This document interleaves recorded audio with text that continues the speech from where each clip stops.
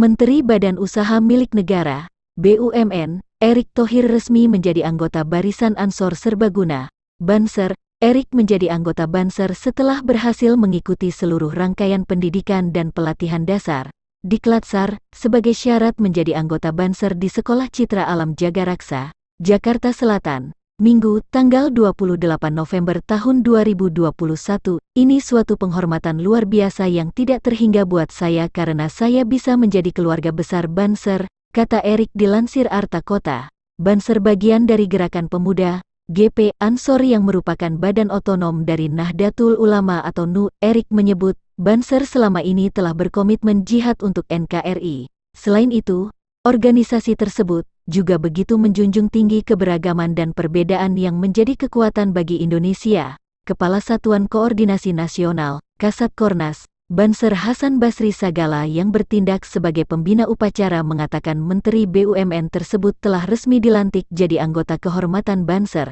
Tak berbeda dengan calon anggota lain, Erick juga menjalani sejumlah ujian yang cukup berat untuk menjadi anggota, mulai dari jalan jongkok, merayap, mencari baret, hingga meneriakkan yel-yel.